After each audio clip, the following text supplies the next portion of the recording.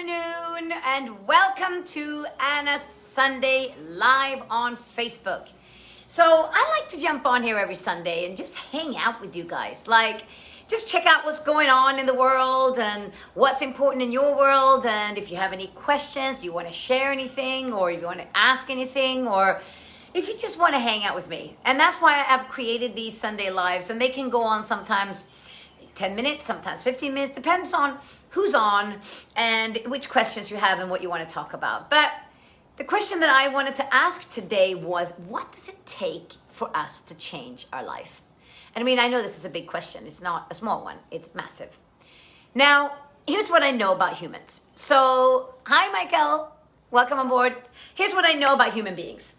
I know a few things. Number one, we don't really change unless there is an urgency. So, for example, unless there is we don't really go to the dentist, let's face it, unless we have a toothache.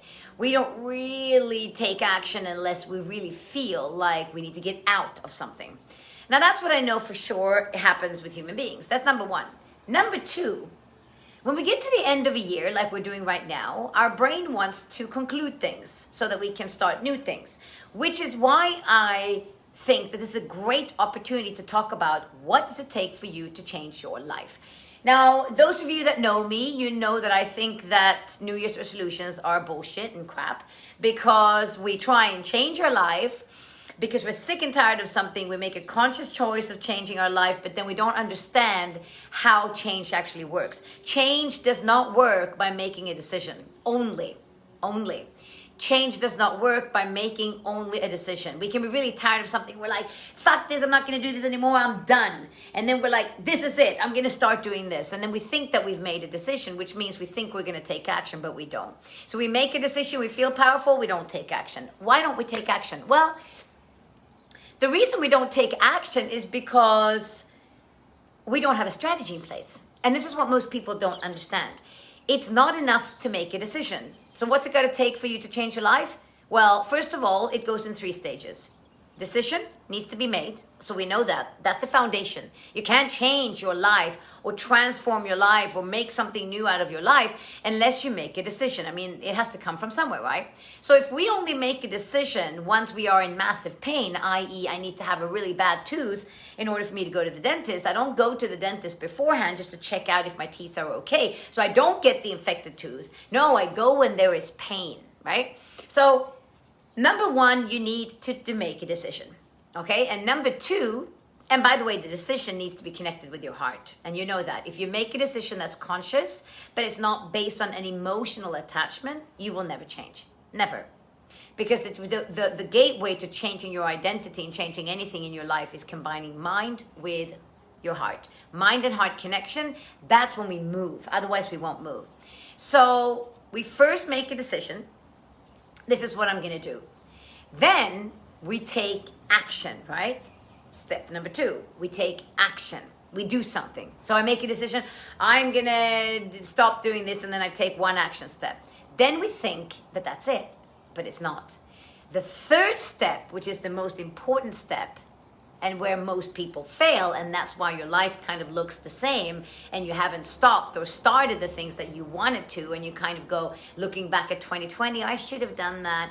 Most people blame it on COVID. Oh yeah, but it's COVID's fault. You can't get a job during COVID. You can't find a relationship during COVID. All of that stuff is crap. I found my fiance in a different country, thousands and thousands and thousands of kilometers away, online. Not during COVID, but online, which means you can do anything that you want to online, right? You don't have to be in people's faces for it. Well, I mean, intimately in their faces. I'm in your face right now, online. So the third step that is so essential if you want to really make some big changes is the word that you don't want to hear, consistency. Because if you make a decision, you take action, but you got zero consistency. What happens? Well, you take action once, and then what do? You go back to autopilot. And remember, your body wants everything to stay in the comfort zone. So if the comfort zone is not doing whatever it is that your conscious mind wants you to do, it will go back to that, and it will keep playing that story, and then your brain's going to go, see, I knew it. I never change anything. I try every New Year's resolution. I make a bloody decision to change. Jenny! Hello. I make a bloody resolution and I make a decision to change my life, and then my life just looks the same. So these New Year's resolution doesn't work, la la la, and mine can never change. And we throw our toys out the pram and we want to be all upset about it. Here's the honest truth, guys. You're missing the most important flavor in your soup, which is consistency. Consistency. I mean, just think about it. It's funny that we understand this stuff when it comes to our body, but we don't get it when it comes to our mind. It's exactly the same thing. Exactly. It works basically the same way. 6 to 8 weeks to change your body. You go to the gym.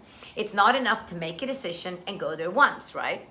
We make a decision, and this is a great example actually of where mind and body is so similar, but we think they're not. We make a decision to go to the gym. That's step number 1. We take action, which I was step number 2. But then, do we get a six-pack? No. What do we need? Step number 3, consistency. If you're not consistent, you go once, and then you never come back, and then you give yourself limiting beliefs. See, I'm not the kind of person that goes to the gym. I'm the kind of person that never follows through. I'm not good enough. I'm not skinny enough. I'll never make it. La, la, la, la, la, la. You made those thoughts enter your head. Those are your thoughts, by the way. You're not a victim of your life. You create those thoughts yourself. Why? Because you didn't do the most important component, which is consistency.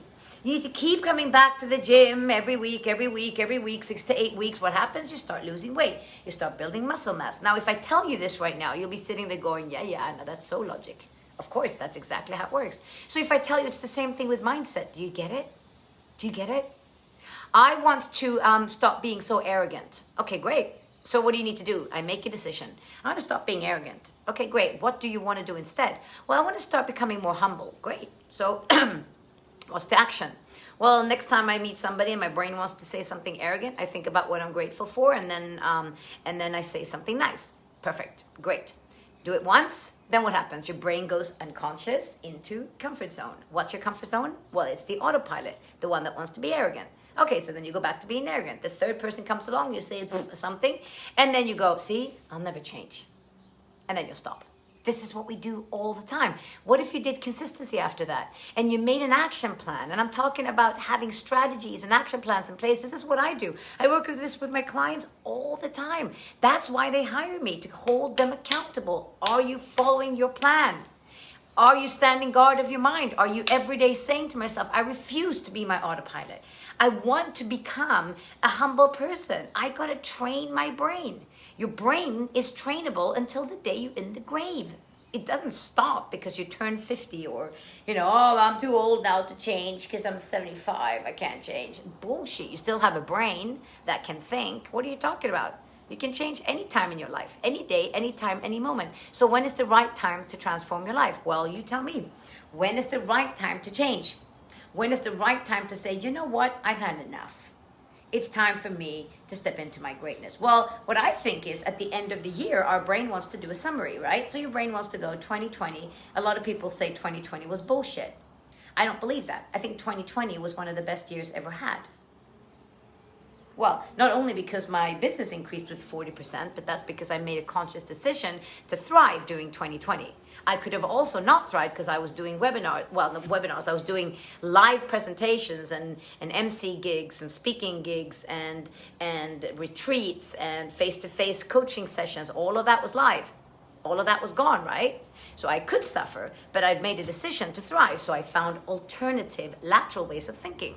So it's our choice how we want to feel. Why I think 2020 has been the best year we've ever had is because your true identity got crystallized in 2020.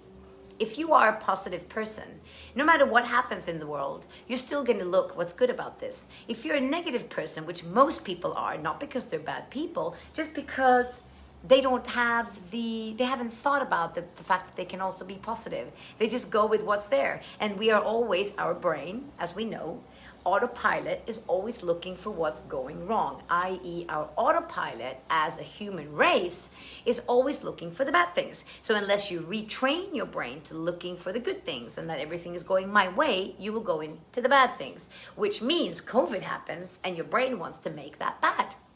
So actually you get to identify, okay, hold on a minute. My true essence, what's inside of me, what bubbles up when the world changes and puts me in fear mode is crap. oh my God, what a great opportunity to change myself. What a great opportunity to go, okay, great. So when the life crumbles, feel lost, negative, like I've lost my life, like everything is going shit. That's not very good. It's like working in an organization where you feel that you're giving your power away. It doesn't help if you just quit and start in another organization, because you don't have the capacity to have boundaries. You don't have the capacity to say, you know what, I'm worthy of a good, a good relationship with my colleagues, or I'm worthy of being appreciated at work. What you do is you cut off the problem. Same thing in relationships. We cut off the problem. Oh, this person's is not respecting me. I'm just going to get out, and then we get into a new relationship with new problems. So instead of doing that, what if you would stay and go, oh my God, I'm giving my power away to COVID. That's fucking bullshit. I don't want to give my power away to COVID. How can I reclaim my power? What's good about life right now? Well, we've got sunshine in Dubai. We love that. What else is good about life? What else is good about life? You start your day every day. Like I did when COVID happened, I made a conscious decision. First day of lockdown, we're going to start listening to gratitude the whole day. Everything was about gratitude and affirmations. Gratitude, affirmation, gratitude, affirmation. Then we started noticing life is really easy, because we think for all the time of what's going good, what's happening, what are good things that's going on in life.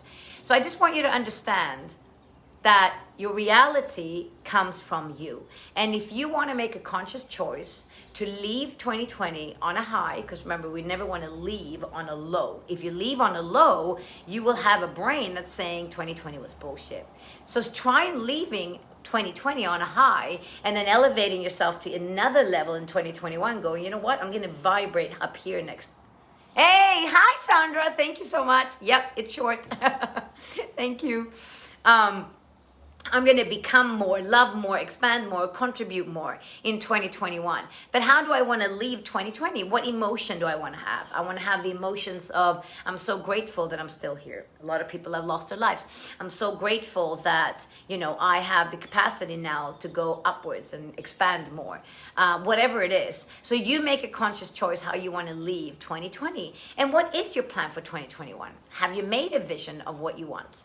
Have you decided what you're going to have more of, what you're going to bring more into your life? So maybe you want to write down, for example, what's one thing I'm going to leave in 2020, and what's one thing I'm going to take in 2021. Maybe I'm going to leave being so negative. What I'm going to take in instead is I'm going to start looking for gratitude.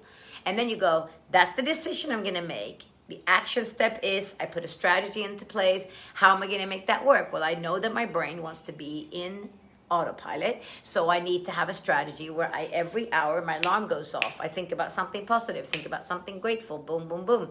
Every hour when the alarm goes off, you continuously train your brain. That's how you do it. That's literally how you do it. So guys, what would you gonna do in 2021 that's gonna be different? What is it? What's it gonna take for you to change your life, to change the way you think, to change the way you feel? Because no one's coming to save us. No one's going to come to give you a job. No one's going to come to, tell you that you're fabulous. No one's going to come to give you a compliment. You got to give all of that to yourself.